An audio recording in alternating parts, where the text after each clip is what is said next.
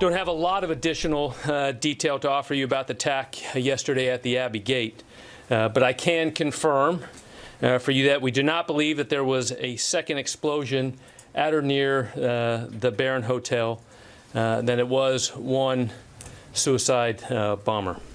That was Major General William Taylor providing an update on the attack outside the Kabul airport Thursday. The initial reports of 2 bombings now being brought into question by U.S. officials. Tonight, evacuations from Kabul continue after 13 U.S. service members died in what U.S. officials are calling a suicide bombing. The attack, one of the deadliest days in Afghanistan for U.S. forces. 10 Marines, 1 Navy medic, 1 Army soldier, and 1 other service member were killed in the explosion.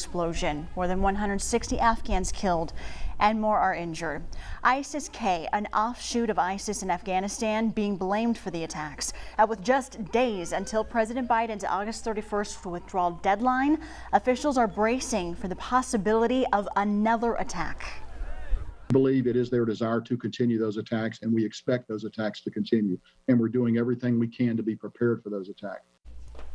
U.S. officials say there is up to 1,000 Americans still in Afghanistan and more than 5,000 people waiting for flights at the airport in Kabul. More congressional Republicans responding to the withdrawal from Afghanistan. Lawmakers saying the Taliban is now in possession of a massive supply of U.S. military weapons and equipment.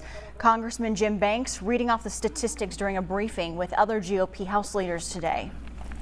We now know that due to the negligence of this administration, the Taliban now has access to over $85 billion worth of American military equipment. That includes 75,000 vehicles, over 200 airplanes and helicopters, over 600,000 small arms and light weapons. He also says the Taliban have access to the biographical information of Afghans who helped the U.S. military over the last 20 years. Multiple Iowa Republicans slamming the Biden administration following this attack. Congressman Randy Feenstra also talking about the U.S. weapons left in Afghanistan. In a Twitter post, he says, quote, Americans deserve answers on President Biden's unacceptable failure to secure our military assets. Congresswoman Marionette Miller Meeks addressing the Biden administration's timeline for leaving the country, saying, quote, it is important to separate our need to bring troops home or end a war from how this withdrawal was executed. We should not have advertised our withdrawal strategy to the entire world just to fit an arbitrary and symbolic timeline. The Biden administration ordering all U.S. flags be lowered to half staff until August 30th, to honor the service members and other victims of the terrorist attack. Governor Kim Reynolds ordering flags here in Iowa the same length of time. The governor saying in a statement, there are no words that can describe the pain felt by their fellow soldiers, family, and loved ones. And we cannot thank the brave men and women of our armed forces enough for what they do to deserve this incredible nation. The mission is still going on. That is the message from State Senator Zach Nunn and his team of private ex-military members flying planes into Afghanistan to rescue those still left behind. He says his group is working overtime with a short window to get as many people out safely.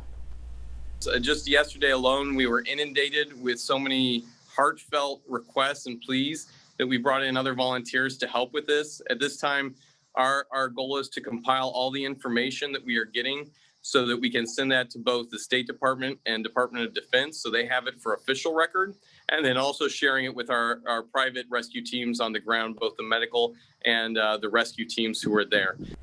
NUNN'S mission is privately funded using private planes.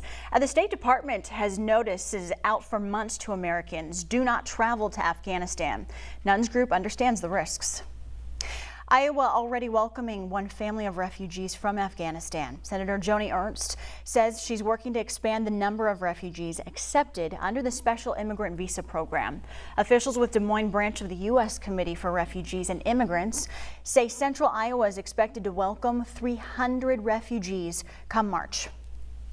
They are good neighbors, they are good friends, they are co-workers, and getting to know these neighbors, helping them off to a good start will only benefit us. Refugees in Iowa are eligible to receive assistance like job training, transportation, housing, and English tutoring. Now, if you're interested in donating to those efforts, visit refugees.org.